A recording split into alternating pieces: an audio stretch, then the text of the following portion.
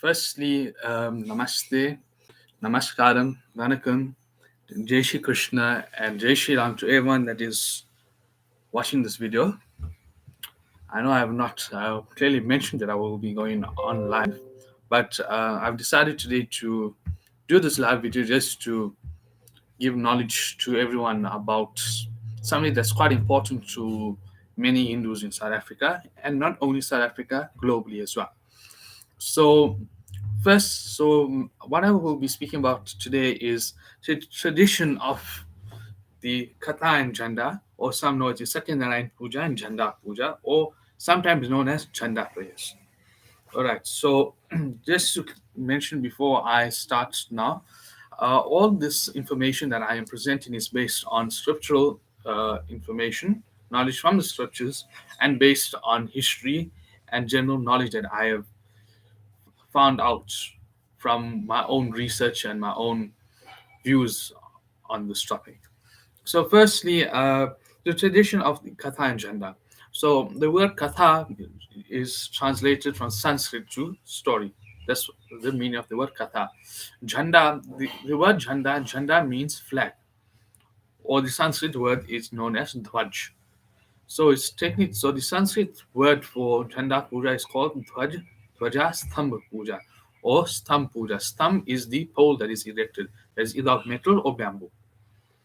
So this tradition of Katha and Jhanda first started off with our forefathers before they left from India and went to the various countries that they was shipped to, such as South Africa, Mauritius, Trinidad and Tobago, the Fiji Islands, the United States of America as well, and many various other countries. So basically, these katha, the true essence of the katha and Jhunda is the puja or the recitation of the Satyanarayan Vrat Katha. The Satyanarayan Vrat Katha is an integral part as that actually comes from the word Katha. That's what the Katha really is. It's a recitation of the Satyanarayan Vrat Katha, which is a five chapter story based on Bhagwan Vishnu in his form of in Satyanarayan, meaning the deity of truth, the one that pervades over truth. So therefore, when the Satyanarayan Katha is performed, puja for Bhagwan Vishnu and the recitation of the Katha is imperative. So, how this tradition actually was brought into various countries was actually based that when our forefathers came across to various other countries, they didn't have any murtis with them, basically idols. If they were very few, and some of them were damaged in the interim whilst traveling to the various different countries. So then what had actually happened was our forefathers had thought back to these recitations of the Mahabharata, which is the Hindu scripture that speaks of a battle between two families and is quite relevant in the time and age that we live in Kali Yuga, where it speaks of how there's family feud, there's lust, greed, anger, one wish to take control over everyone. So this is a scripture that our forefathers looked back on and used that information and actually established the tradition of Jhanda Puja. Basically, they erecting a flag on a pole, which was initially done on a bamboo because bamboo symbolized prosperity, growth, health, wealth, etc. But now, with the recent times, to cut bamboo and to obtain bamboo is quite difficult. So, therefore, the tradition of using bamboo as a jhanda is less common nowadays. Not only in South Africa, but in the various other countries where Indian indentured laborers were sent to. So basically, the Jhanda Puja is done to purify one's space and for one's protection. Because in the Mahabharata, it's mentioned that Hanumanji took the form of a flag and was hoisted on Arjuna's chariot. So during the entire war and battle of the Mahabharata in the Kurukshetra, Hanumanji was the protecting force that protected Arjuna and all the Pandavas in the war of the Mahabharata. Once the flag of Hanumanji was de-hoisted off the chariot had broken into pieces. So it actually shows that Hanuman is the most important deity when performing the Katha and Jhanda or the Jhanda Puja. Because his Jhanda generally hoisted as a red flag with a Om, Some cases there is a picture of Hanumanji that is on the flag as well. But in most cases, sometimes it's just a plain red flag. Will all. And this was a marker for one's protection to protect one from negative energy, etc. And it was also to show this is the home of Sanatan Dharma, which is the correct name for Hinduism, that is Sanatan Dharma. So this is how the Jhanda Puja came about. And as time progressed, if you look at it scripturally, based on our scriptures, the Jhanda is prescribed as Hanumanji. When our forefathers came to South Africa, there were also people that belonged to the Shiva community, basically those that worship Lord Shiva. And they also had a similar concept called Rishad Dvaja, which is mentioned in the Shiv Panchakshara Stotam, Sri Nilakantaya Rishad Dvajaya. Sri Nilakanta Rishad Dvaja. Dvaja means flag in Sanskrit. Sri Nilakanta Rishad Dvaja means a saffron or yellow flag that is hoisted for Lord Shiv on the top of a Shiv Mandir. So similarly, like for example, there were no murtis or mandirs when our forefathers came to South Africa. Therefore, the tradition of hoisting a Shiv Jhanda had also come into place. And the Satyanarayan Katha is generally done at any time of the year, but we avoid doing it during the time of Pitru Paksh because that's observed period for one's ancestors, for ancestor worship. So this puja was actually brought into place and is something that's very common in a lot of Hindu homes throughout the country and globally. Now, many people fail to understand the importance of the puja and the importance of a jhanda. Like for example, if one moves into a smaller space, like let's say one stays in a freestanding house, a freeholding house, and they have host the jhanda. Then now at one stage you decide to downsize and move into a smaller apartment or a complex. There are various ways to work around it, which I would personally say the tradition should carry on, but you have to work within your surroundings. If there are such regulations, you have to work within them for it not to be an issue for you. But this puja is quite important. And in South Africa, we've also adapted the tradition of doing the Bandi part, this worship of Devi Durga in the form of Bandi. Bandi meaning the one that opens all doors and removes difficulties for one's life.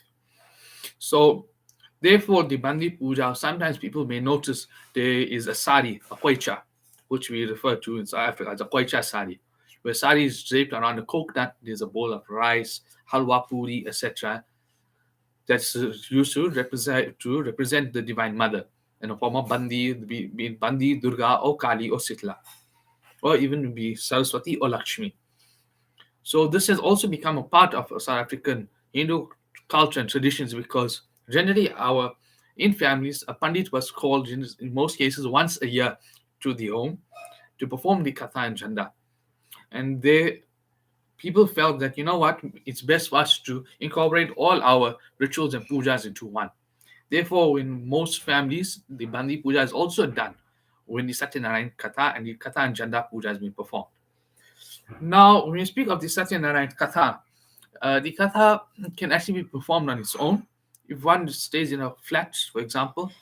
But basically, before we move into that, Satyanarayan Katha and the Puja of Bhagwan Satyanarayan is necessary because we need the truth to be on our side in this time of Kali Yuga.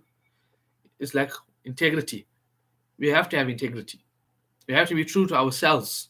And I'll quote from the famous Satguru says, before performing the Satyanarayan Puja, be true within yourself, then worship Bhagwan Satyanarayan. And that is the truth of the Satyanarayan Katha. And Bhagwan Vishnu mentions that to Narad Muni in the first chapter, that whoever performs my Katha, performs this puja of mine, must do it wholeheartedly and with affection and devotion, not just to receive the fruits and benefits of the puja, but also with true love towards the divine. So this is the tradition of this puja. And when we go, and something I don't like to really do, but I will explain this in this video, is the various types of jhandas that are generally offered. So in most Hindu homes, a jhanda for Hanumanji is usually hoisted. Some homes alongside Hanumanji, a jhanda for Bhagwan Shankar, Lord Shiva, is also hoisted. Then in some homes, there are also jhandas hoisted for Mahavishnu, Narasimha, Govinda, and Ganesha, and various other deities. And also, just to go off the topic of Katha and Jhanda, There is also a tradition of hoisting jhandis, which is a smaller jhanda for the divine mother Shakti, in the forms of Kali, Durga, Sitla, and Bandi, or the Sato Bihina, or which means the seven sisters. And in South Africa and in India, the tradition of offering a jhanda or flag to the Divine Mother is actually part of a tradition and something mentioned in the scriptures. For example, I'll quote from the Vindeshwari Chandisa, Dhwaja Naryala Ana Charavi Vidhi Samet Bhujan Karave, means Dhwaja Naryal. Offer a flag on a pole, offer a flag. Dhwaja Naryal. Naryal is a coconut. Ana Charawe. Offer it at the feet of the Divine Mother. Vidhi Samet Bhujana Karave means perform the necessary pujas with the necessary vidhi or procedure that has to be followed. And in South Africa and some places, there's also jhandas, a normal sized jhanda flag being offered for Devi Kali, which is something I will speak about in my next video. But this is our tradition, and this is something I believe that should carry on. And this video is really to not to educate everyone. And I would say this based on information from the South African Sanatan Dharma Purohit Mandal, the priest body of South Africa. Information that I have received and that I have heard from many priests is that Katha, the Jhanda Puja can be performed by any individual of any base. It does not mean if you are female you cannot perform this puja, etc.